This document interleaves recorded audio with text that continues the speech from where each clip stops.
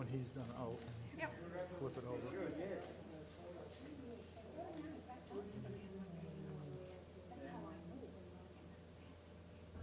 Okay, we're going to get started on tonight's program. Sparse crowd, but obviously quality. We didn't realize that tonight we were competing with Concert in the Park. So maybe some of those people will hear about the lightning strike coming and come over here. So our speaker tonight, I'm sure needs no introduction, but Phil Franklin, an extreme integral part of the Historical Society Board of Directors and workforce. He has done extensive research on the history of St. Joseph's Church out in back of us here, which we're going to be converting into, renovating into our Bartlett Historical Society headquarters and museum. So Phil has done a ton of work.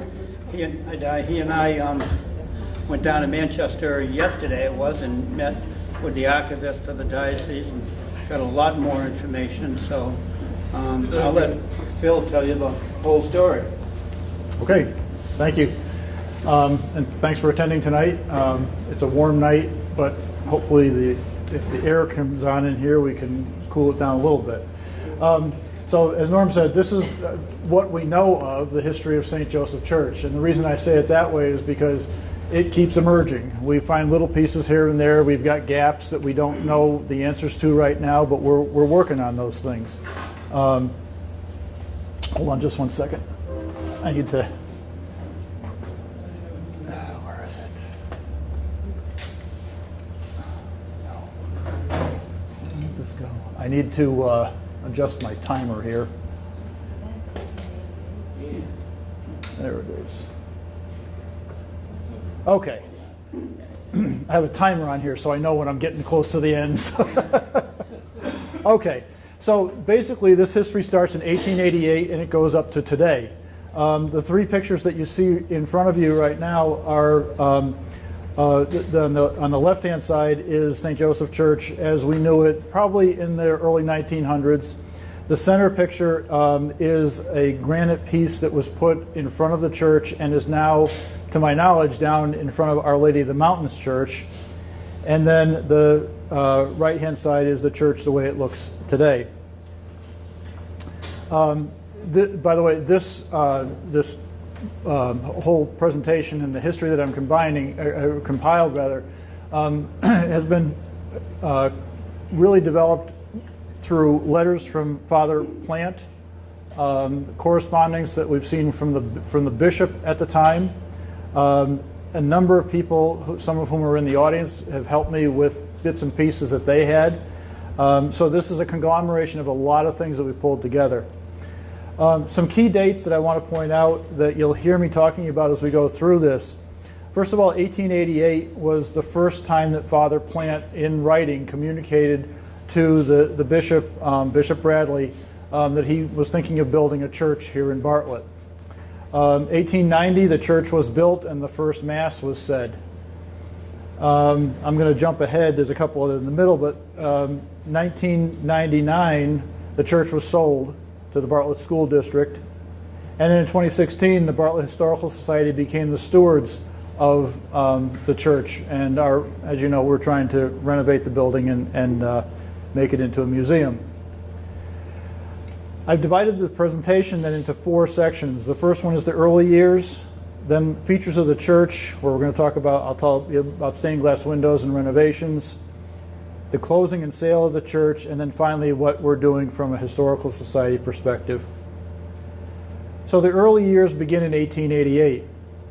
One of the things that I thought would be interesting to find out in this is why did Father Plant decide to build a church here in Bartlett ended up 1890. I looked up the census figures for Bartlett. In 1850, we were at 761 people. In 1860, we dropped to 735. We went down in 1870 to 625. Now, in 1875 to 1880, the railroad started coming through town and the logging operations started happening. So our population started declining. So that by 1890, we were up to 1,200 people in town, which was not quite, but almost double the 1850 number. So he saw an increase in people, and that then got in, I believe, got in his mind to say, let's build a church. So you're going to hear me talk in the initial part here about two people. The first one is the Right Reverend Bishop Dennis Mary Bradley.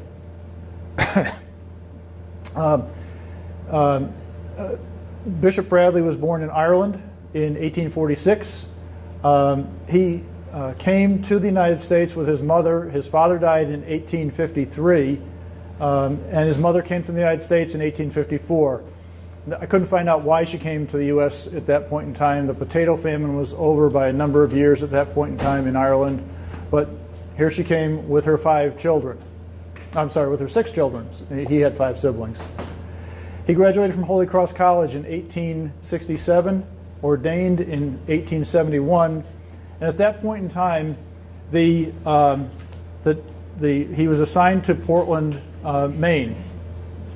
Now, in Portland at that point, hello Ben. In Portland at that time, the diocese of what was not only Maine, but it was also New Hampshire. As time was going on, more and more people were moving into New Hampshire, and Father Bradley at that point was transferred to Manchester, New Hampshire in 1880, where he took over St. Joseph's Church. In 1884, Pope Leo XIII appointed him bishop. He was the youngest Catholic bishop at the age of 34 ever appointed at the Catholic Church. So he was, from what I gather, quite an intelligent man, and one that was put a lot of trust in. The other person who's very important here is Father Joseph Noel Plant, J.N. Plant, as he's known in all of his writings. He was born in Canada, Quebec, Canada. He died in 1930 at the age of 69, buried back in Canada. Father Plant was a church builder, I guess you'd say. After he was ordained in 1884, he spent 18 months down in Nashua, but then was transferred up to Whitefield, where there was no church yet. But he built the St. Matthew's Church in Whitefield. After building that in 1888, he started getting the ideas to build our church. So in 1890, he built St. Joseph Church. In 1892, he built in Concord the Sacred Heart Church. After that, I lost him. I can't find what he did anymore. He was a very busy man.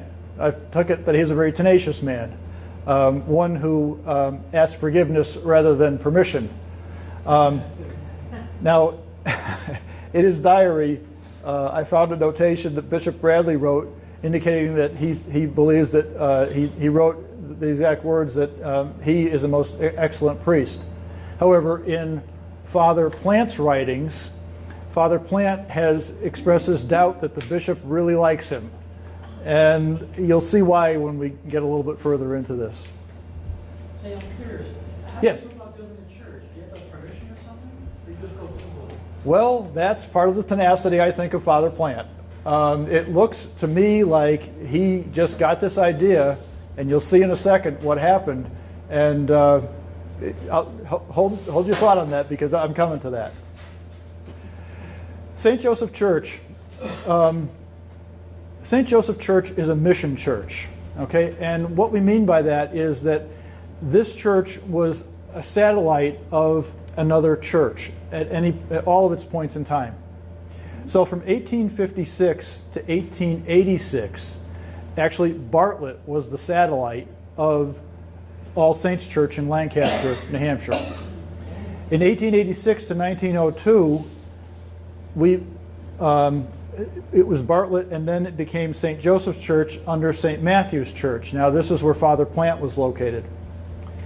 From 1902 to 2001, St. Joseph's went under the family of Our Lady of the Mountains Church in North Conway. So, and Father Lacroix, who was a pastor here and also at Our Lady of the Mountains, was the builder of Our Lady of the Mountains, which was originally called the Queen of the Mountains Church. And then at some point in history, and even the folks at Our Lady of the Mountains don't know, but it switched to Our Lady of the Mountains. They don't know quite when or why. The mission relationship obviously ended in 2001 when the church was closed. So at no point in time was St. Joseph not under the umbrella or in the family of another larger parish. So the idea for a church is born. We found a letter dated May 17, 1888, where Father Plant is writing, looks like a yearly status report of what's going on. I flipped the letter over, and these letters are written 1888, so very old. The handwriting was actually pretty good, but I came across, just as he was closing the letter, he says, "I shall have to write to you pretty soon concerning the building of a chapel to Bartlett this summer." That's the first record we have that he had a thought to do this. November 22nd, 1888, he writes another letter to the bishop. Now in this letter, he's writing actually about a couple who are in Whitefield who are looking to get married. Father Plant is not convinced that this man is not married already. But he's looking for dispensation to marry this couple. At the end of that letter, he says, "I'm glad to let you know that I have bought a church lot over to Bartlett. The payment thereon shall be made sometime in January, and a warranty deed shall be made in your name." He's letting the bishop know. This is why I say he's a pretty tenacious guy. He hasn't asked permission from what I gather. He's just doing this. So these two letters really form the beginning of the chapel, as it was called, here in Bartlett. The land that Father Plant mentions was bought from a woman named Emily A. Meserve. Now, the Meserve family, from my research on them, came from Jackson in 1790, but they were also in the colonies, and there was a Colonel Meserve who fought in one of these family members who fought in a battle prior to the Revolutionary War that was held down, where the battle was held down south. Emily was one of 6 girls in the family. She was predeceased by all of her sisters. She had a brother. So her and her brother were both unmarried, had a house here in Bartlett, and obviously she had some land. She had a piece of land that was 125 feet along what's called Carrigan Street, which is now School Street, by 100 feet deep, which is almost exactly what we have today in the depth of that lot. It's interesting because the property was bordered by another woman named Susan Richards, and there was, in looking at an old map, there was a family named Richards who lived across the street here, and there must have been a relationship somewhere, but I thought it was unusual that we have 2 women in the 1800s who owned property. So a deed was made out. It looks like written by Emily herself because it's all in first person. When it came to I's and me's, that's how it was filled out. The bishop will pay me, and so she filled this out, and it was done on May 13th, 1889 rather. So now we have a piece of property. St. Joseph Church, the location, the official address today is 13 School Street, Bartlett, New Hampshire. School Street was originally called Carrigan Street, and I was trying to find out why Carrigan, and there's 2 possible reasons that I could find. One is that Carrigan was a small little junction town on the Saco River Logging Railroad as you're heading up to Livermore. It doesn't exist anymore. The other thing was there was Philip Carrigan, who was a map maker for the White Mountains. Don't know, it's possible that either one of them could have influenced that. Carrigan Street eventually became Church Street. And I've seen a map that shows Church Street. Now, Church Street shows, first of all, Carrigan was just a little straight street shown on the map, dead-ended at the corner up here by the ballpark, or by the soccer field. Church Street is what appears to be School Street today, where it loops around and goes off to Albany Avenue. And then it connected straight across to what is Church Street today by the Congregational Church. And it came back around and came back out to Albany Avenue. So again, I've seen that on another map. That was in the map from the latch string is always out book. Anyway, at some point in time, it became School Street. I don't know when that happened. But I did find a survey map from 1968 that showed on it a notation that the road changed from Carrigan to Church. So, financing for this building. Another indication that Father Plant was rather tenacious and didn't ask a whole lot of permission here. Father Plant had about $300 in his pocket when he went to start this church. And he hired a man named Louis Rodrigue to build the foundation. But before he got into that, he actually hired the man and had the man start to work, and I'll talk about that in the next slide. But on June 20th, 1890, this June 20th letter was very important. It contained a ton of information. So first of all, in that letter, he writes to the bishop and says that he's arranged for a loan, mortgage, from the Littleton Savings Bank for $1,000 or $1,500. And he talked in those ranges all the time. He never pinned it down to one thing. He also said that he had a personal loan arranged from a man in Whitefield named John O'Neill for $1,200 or $1,500. Both of those loans needed to be backed up by the bishop, and he was asking the bishop to please back them up. Now remember, this is June 20th. The Littleton Savings Bank, and this is courtesy of our friends over at the Littleton Historical Society, the Littleton Savings Bank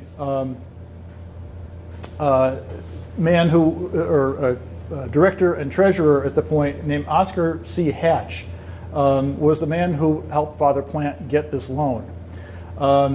He wrote to Father Plant on June 16th, said that he would support the loan with his directors, and that, as he put it, they'll waive the rule that they have if the bishop will back the loan. Now, the rule, I'm guessing, is down payment, because Father Plant didn't have any money. So anyway, so that's the Littleton Savings Bank side. Mr. Hatch, I did a little bit of homework on him. He was quite a guy. He was not only became the president of the bank at some point in time, he was also a trustee in the Episcopal Church of New Hampshire. He was a state senator. He was a colonel on the staff of Governor Rollins, a musician, and just rounded out, he was a notary public. A busy man. He was from Vermont. John O'Neill, a man, a little bit of a mystery. So Father Plant writes in this June 20th letter that there's a man in Whitefield whose name and reputation are well known to you, in parentheses, John O'Neill, who could accommodate us very well with $1,200 or $1,500 and would take your note for security. The reason I think this man had some money, was wealthy, because if you do a little math and figure out over 128 years at, let's say, 4%, $1,200 to $1,500 equates to about $200,000 to $250,000. That's a lot of money for 1880 or 1890. So what we do know about Mr. O'Neill, and Kathy was very helpful in digging some of this up for me, was he was born in 1848. He lived in Whitefield for all of his life. He was listed on the 1870 census as a laborer, which the money and the title don't match, but that's okay. A Civil War veteran, and he died in 1933 at the age of either 84 or 85 years old. That's all we know about him. We don't know. We assume he got paid back. We don't know anymore. I did check with the Littleton Historical Society, and they didn't have anything on him. I'm sorry, with the Whitefield Historical Society. By accident, I even checked with Whitefield, Maine. They didn't have anything on him either. I goofed. I also checked with the church in Whitefield to see if maybe they had a record of this man in their parish records. They had nothing either. So we really don't know who he was. Construction on the church began May 15th, 1890. Remember, he was asking for permission in June to get money, so he's assuming he's going to get this. The groundbreaking started with the digging of the foundation. And as I mentioned, he hired a man named Louis Rodrigue, who came from Berlin Falls. So Berlin Falls, we don't hear that name anymore, but Berlin Falls equals Main Street in Berlin today. Father Plant goes on in this letter of June 20th to describe the dimensions of this foundation, which he calls a stone wall, as 36 by 58. And if you take a tape measure out there right today, you'll find it's 36 by 58. And he was being quoted $325 for this, but you'll see later that he really paid $360 for it. The building itself, this is interesting because Father Plant was very, I guess you'd say, interested in hiring this man named Mr. Dana. I don't know a first name. I don't even know where he's from. He sent in the letter on June 20th, he sent that to Bishop Bradley. Father Plant had never apparently asked Mr. Dana for a price on this. He just wanted him to sign a contract to go, and he was going to take him down to Manchester to sign the contract.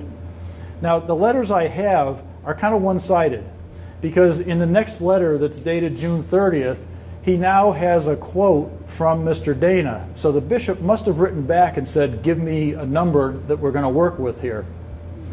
Mr. Dana quoted $3,300 for the project, and in his June 30th letter to the bishop, he says, this is too steep for the means of Bartlett. So, August 1st, we find another letter. This letter says that he's found two other carpenters who are willing to build the church for the price of $1,500. These two men quoted that they would build it with strong and solid materials guaranteed to last. So it's 128 years later, you can't fault them. It's still there. A little saggy right now, but it's still there. Our guess is that Mr. Rodrigue from Berlin Falls and this Father Konauer, who is cited in the letter as a recommending these two gentlemen who are named as Lurgan and Beeland. That's all I have on them. Between Mr.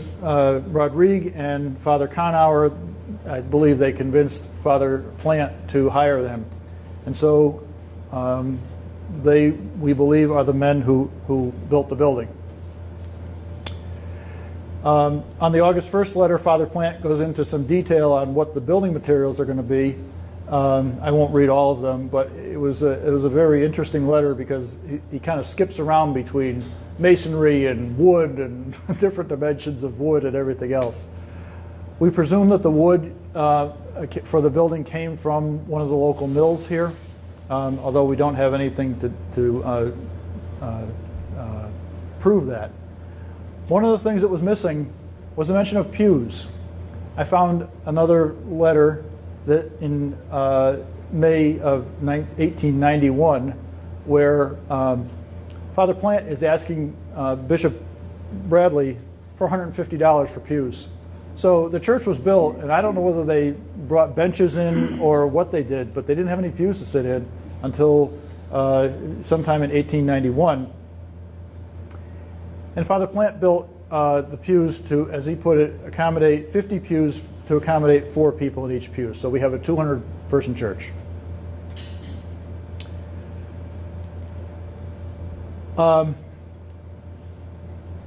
Fast forward a little bit in 1890, this building went up very quickly. It's now October 2nd, and Bishop Bradley receives another letter from Father Plant inviting him to come to see the church, which is almost done. So it went up very quickly. He says that St. Joseph has granted our prayers. So that was very nice of him.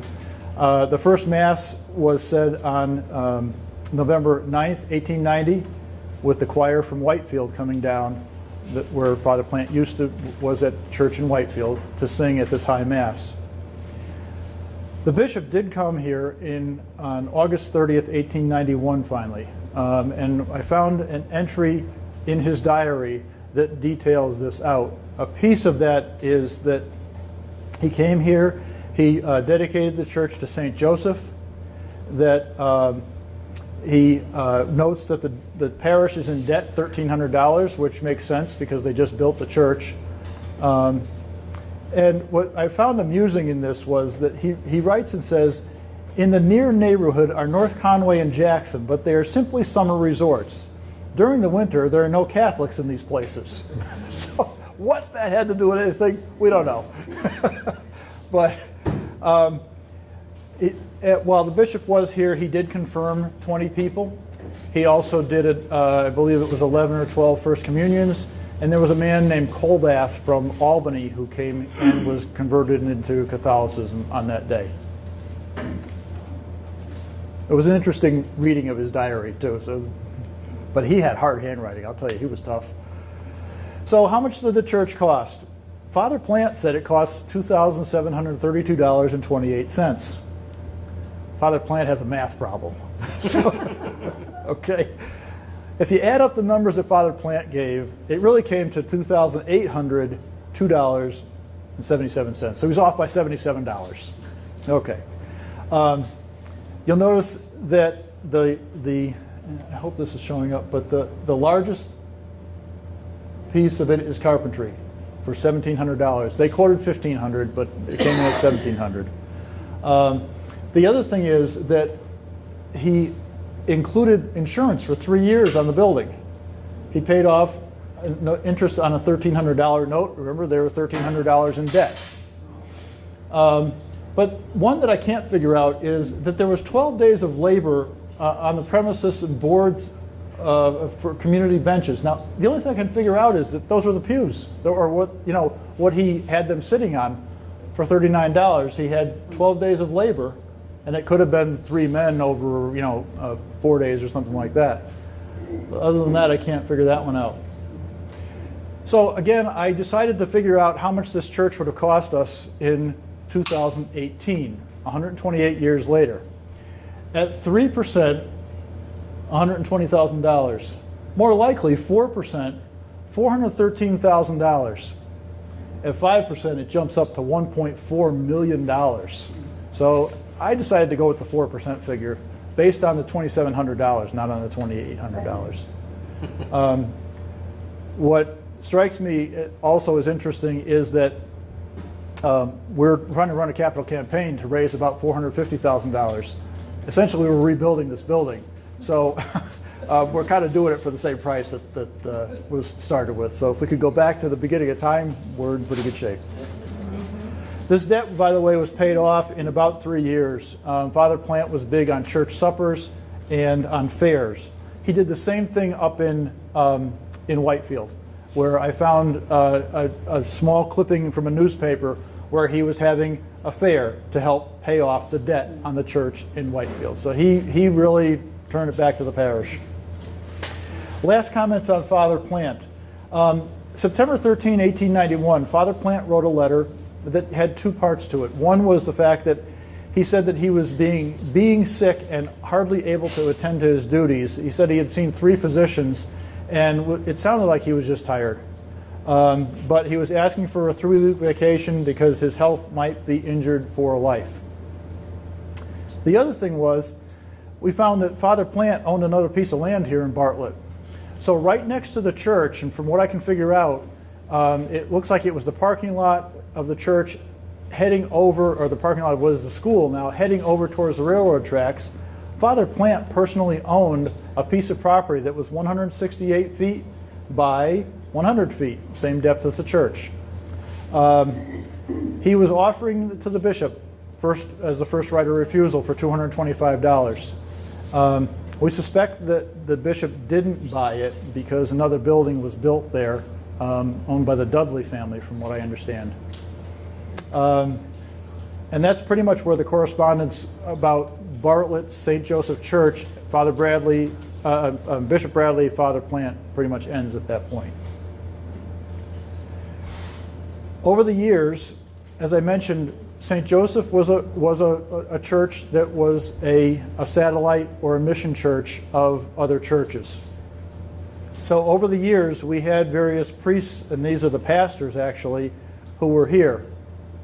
Now we know that Father Plant in 1892 was down in Concord building another church. But he was pretty smart. He built this church right next to a railroad. So he could come back and forth from Concord, and I'll bet 10 to 1 that the other church right down in Concord is right near a railroad track. Also, in St. Joseph Church, there was an apartment that was supposedly over the sacristy, and I'll show you in a minute a picture of the outside of the building. We don't have anything of the inside, but of where that might have been. But we believe that Father Plant, Father Riley, and Father LaCroix were living in that, lived at various points in time in that apartment. Again, starting in 1902, these pastors were shared with Our Lady of the Mountain. So if you look at a list of pastors from Our Lady of the Mountain, it's the same list. We did find some discrepancies from Our Lady of the Mountain's documentation and the diocese documentation, though, which was interesting. A few years off here and there. This is a list of the associate pastors, or the priests that were here. Again, they started in 1926, coming here. So again, they were shared between Our Lady of the Mountains and here. So let's talk about some features of the church. Stained glass windows, the renovations, and the centennial celebration. First of all, the stained glass windows. The stained glass windows, to the best of our knowledge, and we have no reason to doubt it, are the original stained glass windows. They have survived for 128 years. They're in really good shape. One of them has a small crack in it. It has just a little tiny crack in one of the panes. And one of them, the bishop's window, if you look at it kind of from the side, it comes down, has a little slump out, and then down. When I did some homework on stained glass windows, I found that that's common, and it's not something that anybody worries about with stained glass windows. Apparently it happens.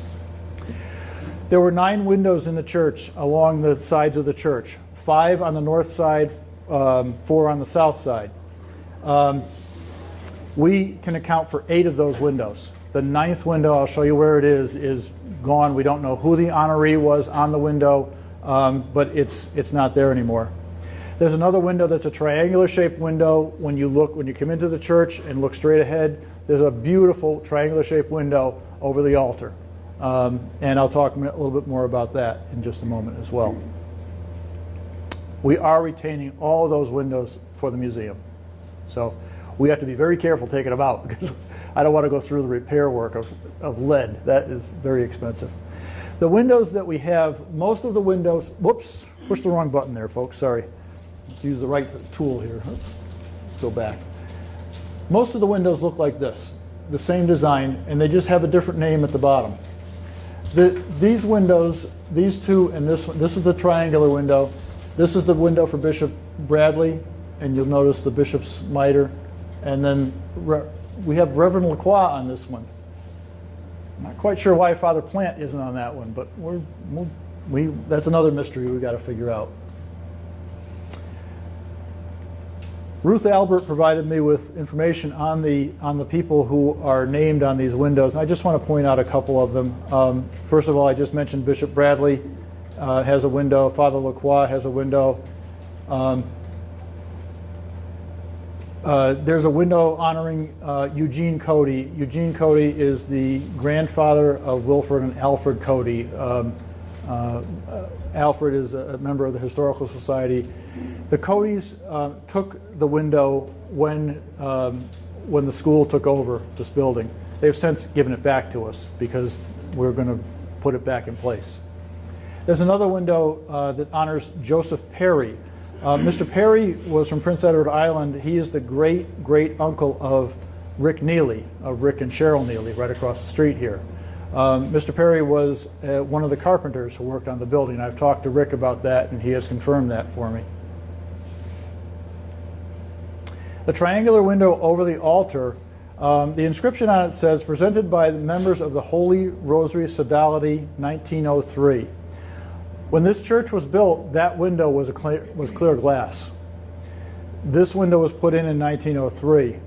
Now, we don't know exactly why the Sodality of the Holy Rosary Association donated this window, but the guess is that Father Lacroix, we know, was a priest at the Holy Rosary Church in Rochester, New Hampshire, before he came here. So it's possible that he may have helped found that or was a big part of that. And they decided, since he was transferred up here, to honor him with a window. The Society of Holy, the Sodality of Holy Rosary Association is still in existence today. It basically is a group of people who commit to saying the mysteries of the Rosary on a certain number of times a day, a certain number of times a week, and a certain number of times a month. So it's out on the internet. It was very interesting to find that. But this window is one of my favorites. This is just a beautiful window because when the light hits it, it just shines through the whole church. This is where the windows are located, and the missing one is right there, right in the back. The emergency exit is right there, and that one's been boarded up since we've seen it. So we don't know who it is. If anybody has any information on it, we'd love to find out about it. But do you think you know something? No? Talk to me later. We're going to try to put these back in the same places that they came out of. So and by the way, the church is I've photographed this church many times now, so we can't miss. Church renovations. Now, here, what I've had to do is rely on photographs. We know of one renovation in 1966 that was commissioned by Father Danizewski for $1,500 to wash, paint, and patch the interior of the church. Other than that, I'll show you some pictures that are pretty interesting, and you can see how this church has changed over the years to what it ended up with as you might remember it now. So the left-hand side is the way it is today. This is what it looked like in 1966, and again, probably as it closed, and what most people remember it as. So let's start with the exterior. The exterior of the building has 3 layers of asphalt shingles on the roof, and we think a layer of wood shingles underneath it. So there's a lot of weight up there. Why do we know there's 3? Because I dug through all 3 when we had an asbestos inspection done. So I had to get samplings all the way down to wood. It has vinyl siding on it. That was probably put on, we're guessing, in the 70s, maybe 80s. We don't know for sure. There are some narrow windows that were added to the front foyer of the church. And I'll point those out in a minute. The front doors have been changed. The front steps were once poured concrete. Now they're precast concrete. And then I mentioned the apartment already over the church. So looking at the church, this is a picture that was probably pre-1897. And how do I know that? Because electricity was approved to be put into Bartlett in 1897 by the selectmen. There's no wires shown in this picture. We would normally see a wire right here coming in from a street light, and normally we would see wires coming across here in other pictures. But there's no wires. There's also in this picture, that's where the oil tank normally got filled, where the fill was for the oil tank. There's nothing there right now. So this building was still being heated by coal at this point in time. Things that are missing: the steeple or the bell tower. If you see the real picture of this, you can actually see that there's a bell up in there. We don't know when that came down, but we think it was before 1930, and I know that because I've talked to some older people in town who don't remember that being there at all. The framework for it is still up in there. It's still up in the attic. The dormer. This dormer was the dormer for the apartment that was over the sacristy area. That's gone. The framing for it is still there now, but at some point in time, when the apartment was taken out, this dormer was taken off, and they covered it over. So I suspect that one of the times when they layered a layer of shingles over it, they covered it. And then the last thing is this piece right here. This we found the other day when Norm and I were down in Manchester. This may have come off in the 1960s. This was back entrance to the church. We don't know. It may have been potentially a way into that apartment. But also we found notation that since the apartment was above the sacristy, and I've been up in that attic area of the church, The framing up there in that back corner on the opposite side of the church is different. There's also no window on that in that back side of the church, and I don't have a picture of it here. But that leads me to believe that there may have been a staircase that came up through the sacristy in the church, and then went into the apartment. Don't know for sure, but when we take this building apart and start looking at it, we might find it. This picture is one that was donated to us by George and Virginia Lewis of Vermont through Joe and Caroline Boyle. The dates on the picture, 1903, post-1903, pre-1921. So post-1903, because when you look at the real picture, that window is there as a stained glass window. Pre-1921, Joe Boyle sent me a note that said the person who took this picture died in 1921. So I doubt they took it after they died. So some things I'd have to point out in this. Remember, in the church today, there are 3 arches in the front of the church. There's one arch here. One really nice geometric arch. The altar, which would be there, is against the back wall. Now, this is a blow-up of that altar, and of course, it would be there because that's that when the masses were said in Latin, the priest had his back to you. But here's a very ornate piece over the top of the altar. Keep that in mind; it's going to disappear. The pews. There's no center aisle here. Here's a set of pews on the outside of the north side of the church, a set of pews on the south side, and there's a double set in the middle. So today, if you remember, there's a center aisle in that church, and you'll see it coming up. There's also 2 chandeliers here. There's one here with 6 lights on it, and there's another one here with 6 lights on it. Again, there's electricity in this church, so we know that the church was electrified, and we know that it was, again, after 1897. This cross, this crucifix right here, this is going to move, and it gets smaller over time. But it's something to keep in mind. The last thing that I want to point out is that the walls of the church are dark, as if they were painted dark. The woodwork is all stained dark. That's going to change as well. This is a picture from 1955, a wedding. Some things I want to point out in this are, first of all, the arches. There's arches here now. There's 3 of them. The ornate piece over the altar has changed. It's covered, if it's even there. The crucifix is now smaller, and it's over here. I don't believe it's in the back here because I think there's a statue of St. Joseph over there now.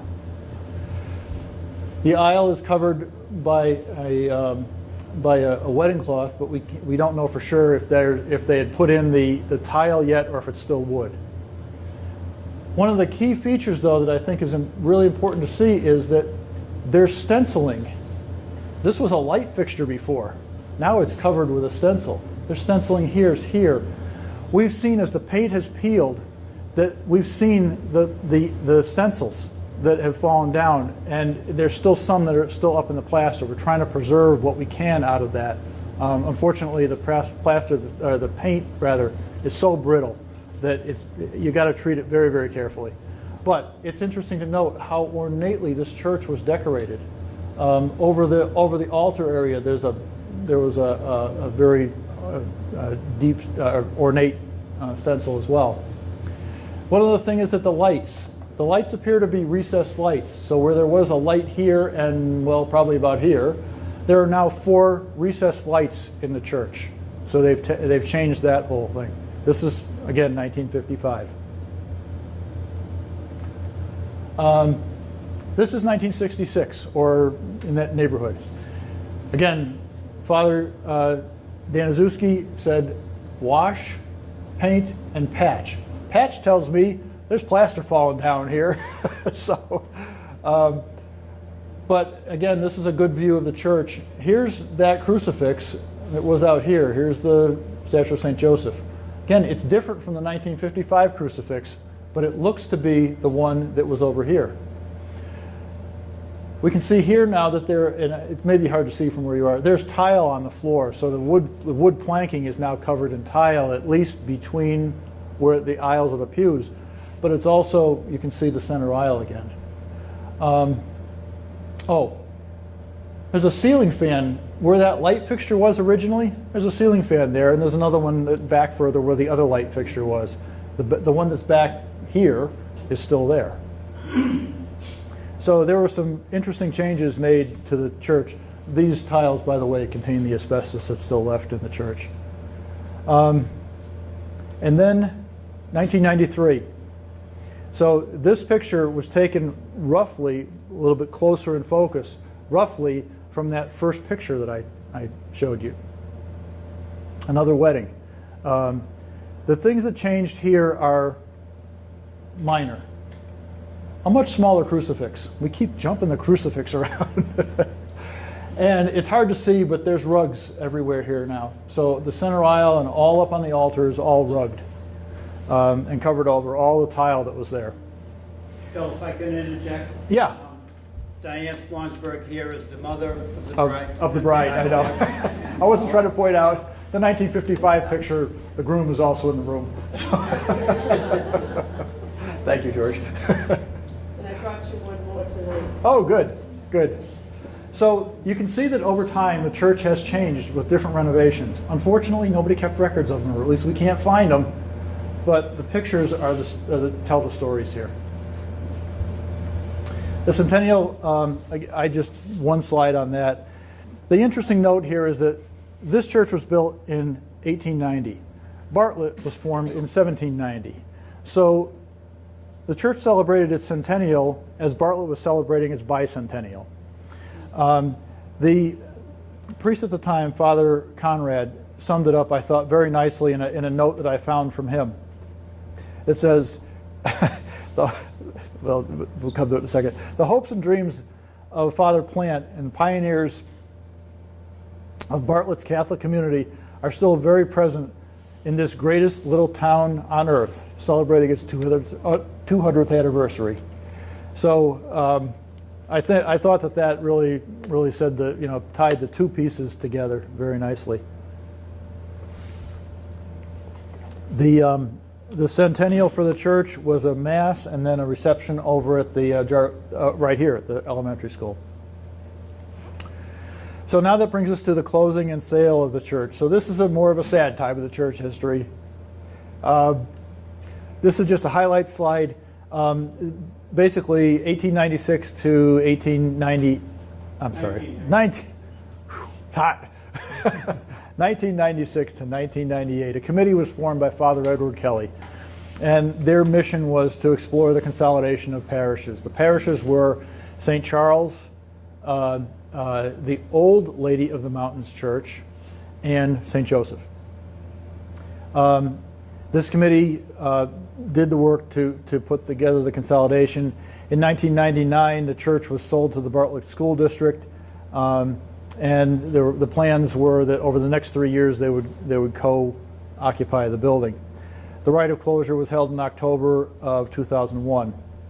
Now, something we found out yesterday. In 1977, there was another attempt to close the church. It was started by the people at Our Lady of the Mountains. There was St. Joseph. There was also something called Station Jackson, or Jackson Station.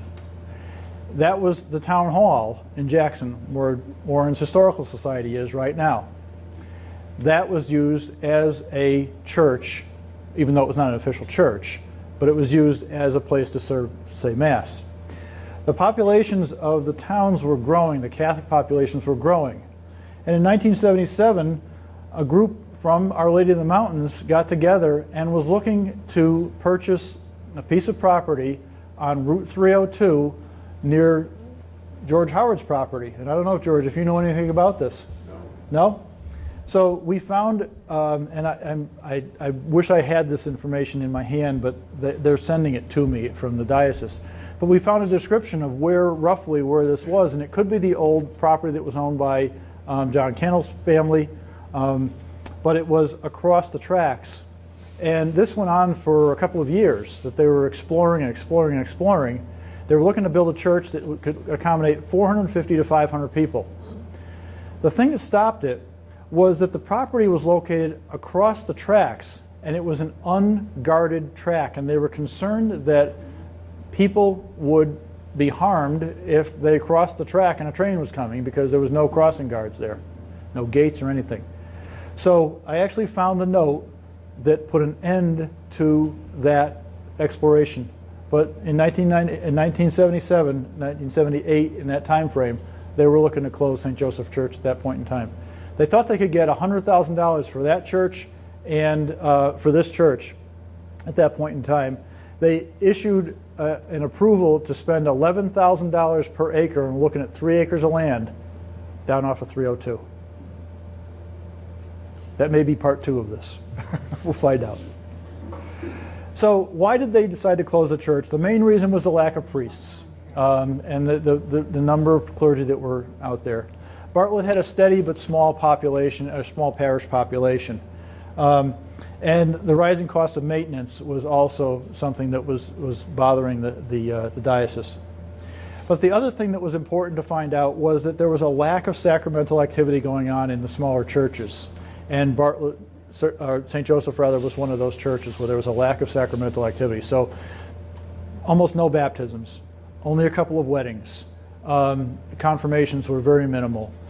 Funerals were even being held down at Our Lady of the Mountains Church. So there really wasn't a lot going on here in terms of sacramental activity. So from 1998 to 2003, Father Gerald Belanger oversaw the construction of the new Our Lady of the Mountains Church as we know it today, and the work to consolidate the parishes. The sale of the church, the sales agreement was dated the 21st of February 1999. It was for land and buildings known as the St. Joseph Catholic Church in Bartlett, and it was sold to the school district for $58,200. The voters the previous year had approved the amount of $60,000 as a cap for the purchase. So the sales agreement, $58,200. It was a direct sale between the two parties. Gene Chandler was apparently involved in an advisory capacity. The actual sale occurred on June 14th, 1999. The deed was incorrectly written, though. It was written just for the land.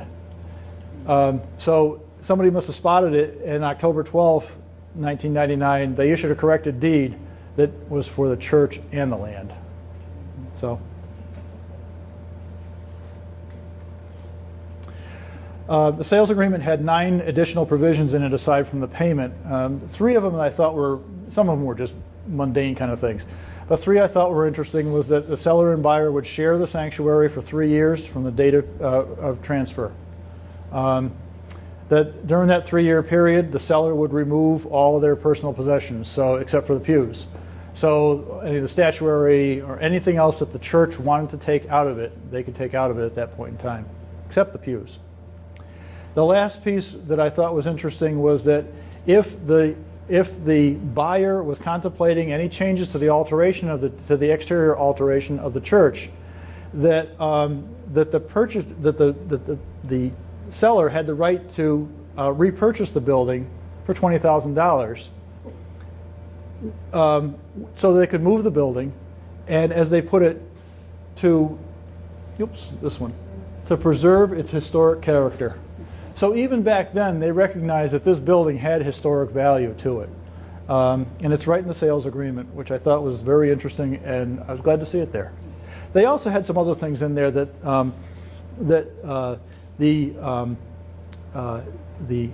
school district, the owner at that point in time, could not sell the building to another church that was doing any sort of satanic worship, or any restaurant, which I thought was interesting, or a store that was going to bring pornography in.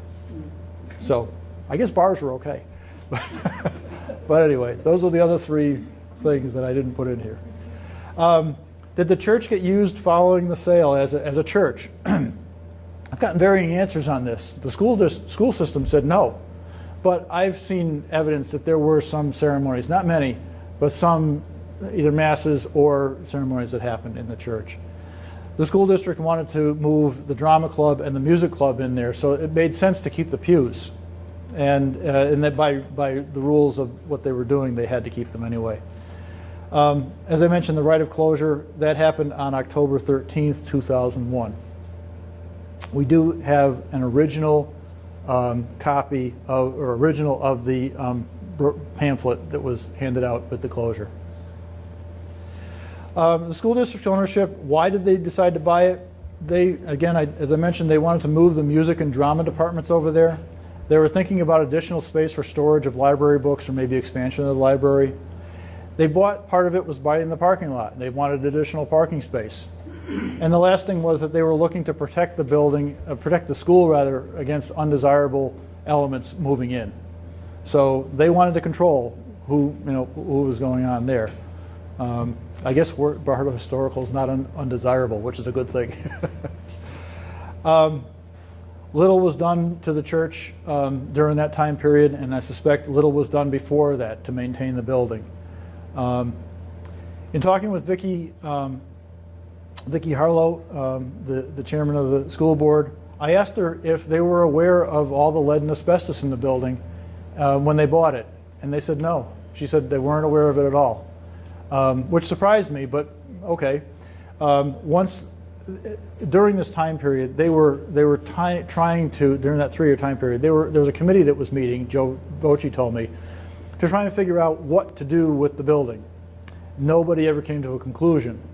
But once they discovered that there was lead, asbestos, and then eventually mold in the building, all thoughts of putting students in that building were abandoned at that point in time, and the building became a storage facility for the school system.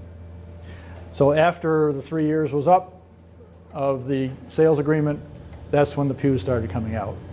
They did sell some of the pews to people who wanted to buy them, and they offered some of the stained glass windows to people whose names were on the windows. They tried to find the families, and they did find a couple. As I said, we've got the Perry window we've got back, that's over in another building that we have, and the Cody window is back also. Demolition of the building, proposals. There was a study done in 2005 by Sean Bergeron of Madison. He did an assessment on the building, and his assessment was that we should remove the hazardous materials from the building and either do a full renovation or demolish the building.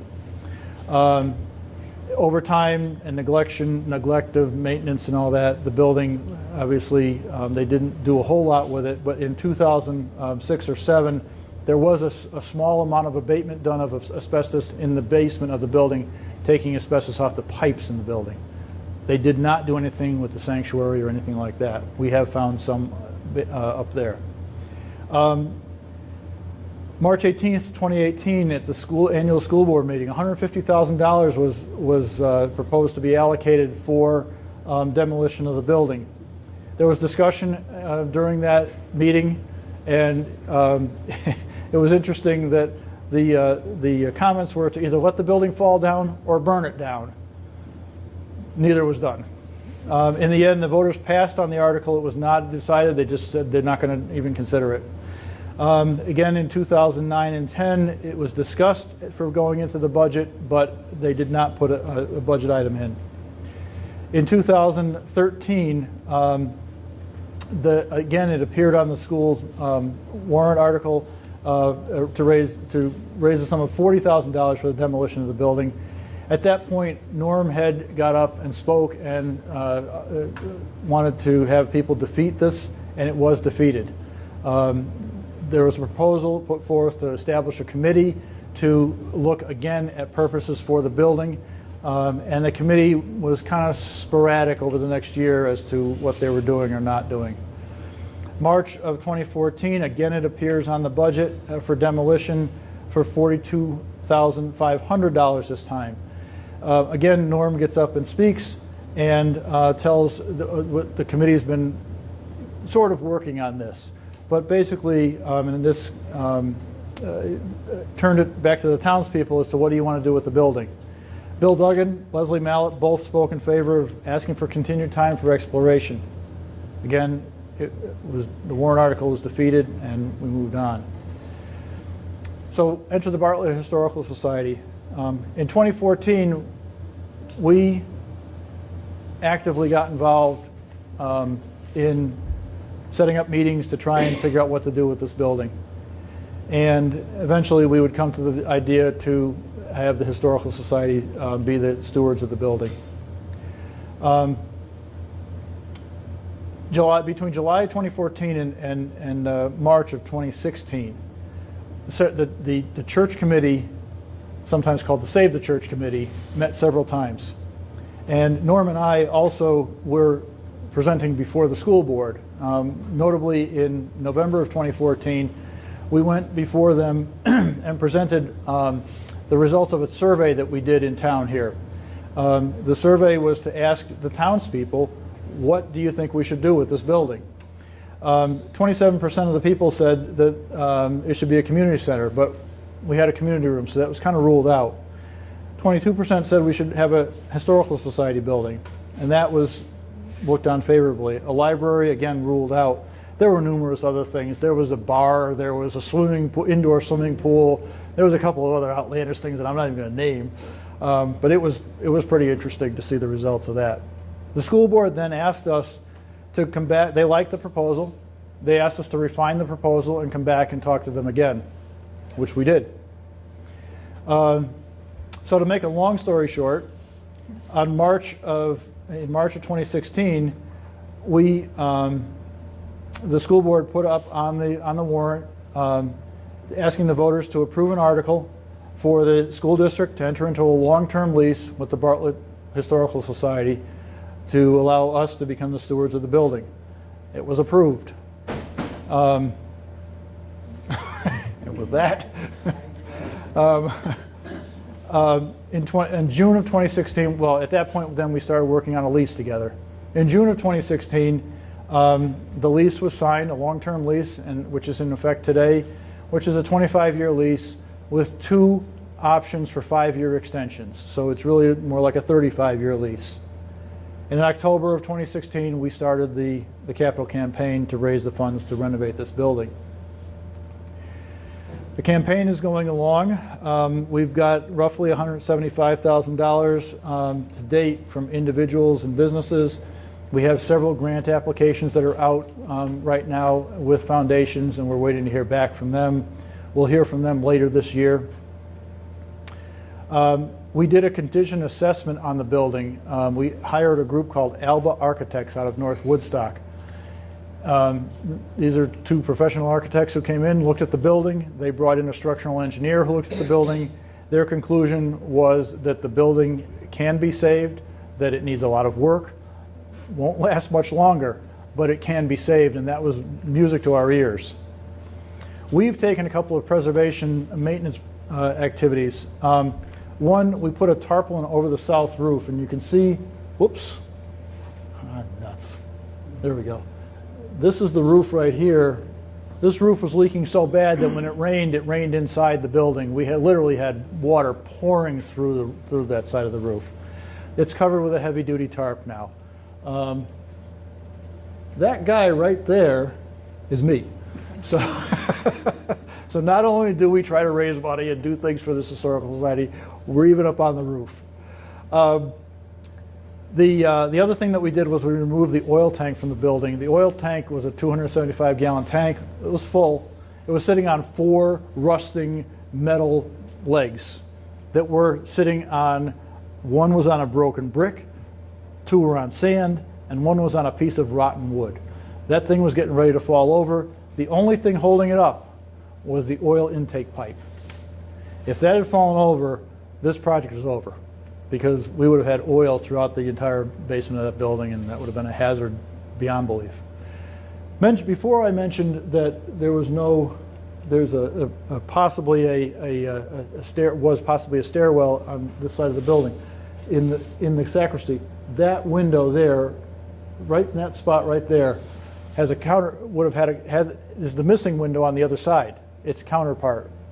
There's no window here. which leads me to believe that there may have been a stairwell there. There would have been no reason to put a window there. So that might have been the stairwell to the apartment. This is the building the way it looks sort of today. It's actually a little bit worse. So Father Plant's chapel is in a little tough shape here. This is the south wall. This condition of this wall is worse today than it looks right now. There's a hunk of plaster that's fallen down up in this area. All this paint is peeling terribly. This is the sacristy.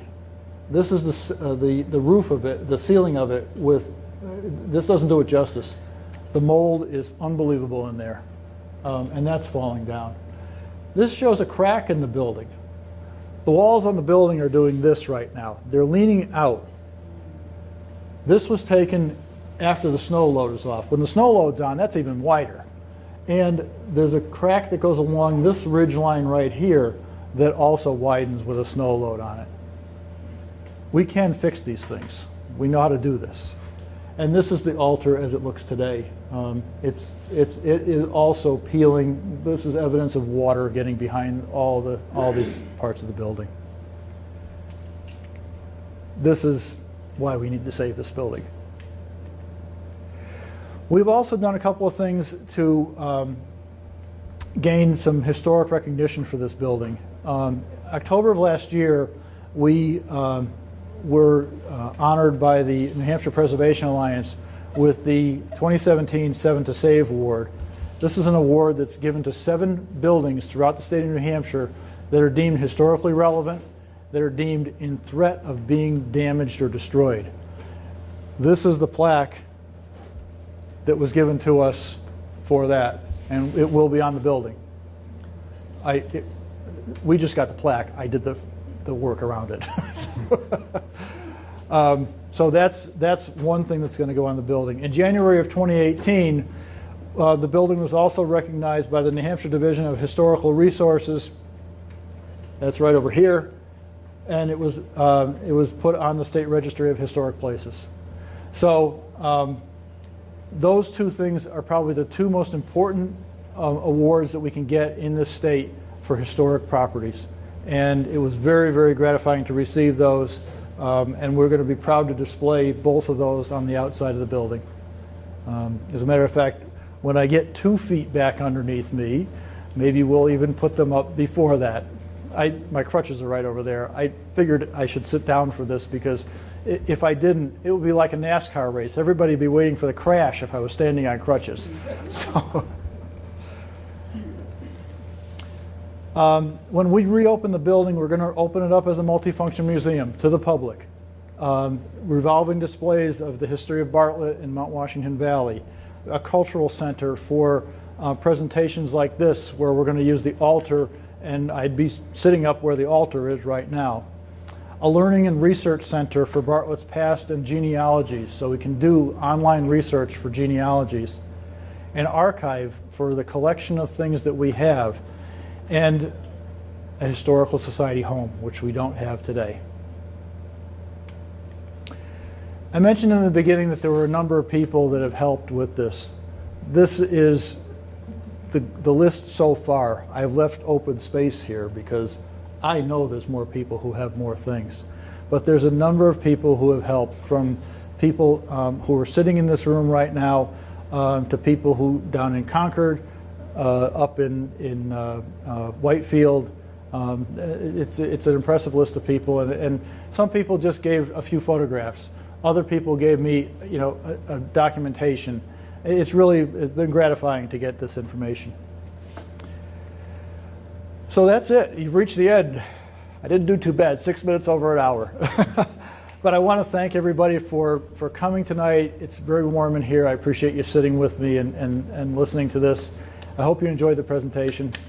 Thank you. If there's any questions, we'll just ask you to speak up, and Phil would repeat the question and then answer it as best he can. Sure. Somebody had, Diana, did you have a? Sure, I'll start. I have a little bit of background from a historian friend about Catholics in the mountains. Yep. So why were there so few, what do you know about why there were so few practicing Catholics in Bartlett? or Conway, which was summer resort. Yeah, so just why were there so few Catholics in the mountains and back in, I'm assuming, the 1890s and that? It's a good question. A lot of people, this community was, and the whole area was mostly Irish and French Canadian. You would think that there would be a lot more Catholics in that crowd. I honestly don't know. But I do know that people had to travel, if they were going to services, they had to travel up north to Lancaster or Whitefield before the church was built down here. But that's a good question. Yes? Well, I'll just share what I do know. I used to live in the Lakes region, and there are summer churches built out on islands, out on peninsulas, here, there, and everywhere. Summer churches. Right. They were built as Catholic chapels for the hired help of the summer resort visitors. Oh, really? So there's definitely some history there. If it applies here, I don't know. I'm a newer person in the valley, but that's how most of those, they were basically paid for by private people so that they could get their Irish maids and their French Catholic carpenters to come and stay for the summer. Right. So they could worship. So, and that's probably true of the Lakes region. Without a priest, usually. It was just a place to gather. Right. This community was more of a true blue-collar community. This church covered not only Bartlett, but Livermore, Albany, the Conway, all the different villages of Conway, Jackson. So it covered a lot of territory. But I don't know. Good question. Lorraine. I'm sure you're well aware that there's a cemetery over across the river that have almost all Catholic names on it. Yes. Okay. Yes. Yep. I've been there. I took a priest there one time. The St. Joseph Cemetery down the street here on 302, that land was purchased in 1915, and that's when. Way over across. Yep. No, I know about the one across the way. Yeah, but I'm also mentioning that the one down here was the land for that was purchased. That's I think it's 1.5 acres, 1.6 acres was purchased in 1915. So, other questions? Yes. I noticed when they built the church, he hired a couple of carpenters. Was it no architect was involved in designing it or anything? The guy just came in and built it? I think they just came and built it. So when the architects today looked at it, from Alba Architect, they described it as a very simple church. Now it's interesting because when the field representative from the New Hampshire Preservation Alliance came up, he used almost the exact same words. It's a very simple country church. He said that this church is really a model for some of the more elaborate churches that are built in Concord and Manchester and that. And it was just, they took the design of this type of church and just made it much larger and much more elaborate. But from what we can see, Norm and I have looked through yesterday we looked through a lot of stuff that would have hopefully given us a hint, but there was never a mention of an architect. I suspect that what happened was they built this church similar to the way they built the churches up north, with very straight walls and just ballooned them up and put a roof on it, and that was about it. Mary, do you have a question? Yeah, I was going to say the church in Exeter is a little bigger, but it looks just like it. Yeah. Same thing. This was one of the things, and one of the reasons that the New Hampshire Preservation Alliance was so happy that we were trying to get this building saved, was because they said there were very few of this type of church left, and they wanted to preserve it because it is a good example of what it was like. Just as a point of interest, we did manage to save, there were 11 pews that we managed to save, and there were a double pew with a center connector. So obviously, when you take them apart, you're missing one end.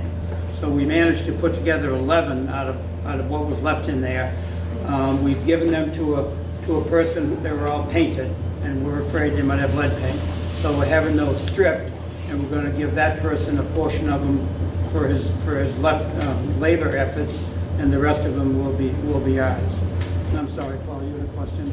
Yeah, there's a Russian Orthodox church in Berlin, Yep. Yeah. and that church was built by a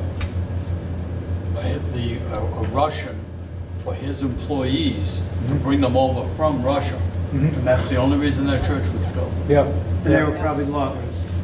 Yeah. Yeah. To feed the mills, but he owns, I mean, he was accommodating the people that he wanted, and that's why that, I never knew that until I went to their centennial. Yeah, yeah, and that's why this was built for the loggers and the railroad people down here. So, yeah. And then it's interesting, another point, that I found a notation that, that because this is a mission church, they didn't have mass here all the time. So what they would do is they would hold masses in Redstone for the quarrymen, and they would hold masses up here on alternate Sundays for the loggers and the railroaders. So it was and yesterday we found mass schedules that that back in the 30s that only showed a mass on Saturday night, or I'm sorry, on Sunday, and later it became a mass on Saturday night, and that was it. So One of the things we saw yesterday too that I found most interesting for me, it was like a walk back in time, but the centennial of the Our Lady of the Mountains, and I believe it was 2003, and they had a book printed with most, if not all, of the parishioners in color photos and pictures of the three Our Lady of the Mountains, St. Charles, and St. Joseph's. And if anybody has or knows of an extra one of those that we could get our hands on, he was busy doing his research. I was busy looking at the pictures. But it was the most interesting book. that is true. I was going through, I had a stack in front of me about that thick, and I was going through onion paper, not regular, stationery. So that's how thin it was. And this is old onion paper, so I'm being very careful. But I'm scanning down looking for certain words: Bartlett, St. Joseph's, Plant, Bradley, just looking. And then all of a sudden, when it came to Glen, and we found out about the Glen potential for a church, Glen got added to my list of words. And Phil, I Yeah. know we're running late, and I really do thank everybody for staying in the heat, but you want to comment briefly on that book they gave us? Oh, Something in granite? yeah, it was, that's, The history Upon- from 1647 to yes, upon this 1995. granite. Sorry? Etched in granite? No, it was upon this granite. Upon So it's a history of Catholicism in New Hampshire from 1643, 47 to 1997 or 6 or 7. The archivist gave us a copy of that book. It's like that. So I need to go through it a little bit. But it's interesting because even in the few minutes that I spent looking for it, I found, for example, Bishop Bradley. He died of stomach cancer. I forgot to mention that here, but I found that out. It wasn't in anything else I found, but there was a little paragraph in there that said the death of the bishop, and it was back from the early times. But he died of stomach cancer. So there's a lot of little gems in there that I'm sure we'll be able to pull out over time. And also, when I sit down and read all the documentation that's going to be sent back to us, I'll be able to piece a lot of this together, even more detail than we have right now. I'd also like to thank Scott Verney for, at the very last minute this afternoon, agreeing to videotape this. And he's going to make us a disc out of it, and if anybody would like a copy, we can accommodate that. Yep. So, thank you very much. Good. Thank you all for coming. We appreciate your time. Thank you guys. You drove us through. All right, I need those back now. They can't have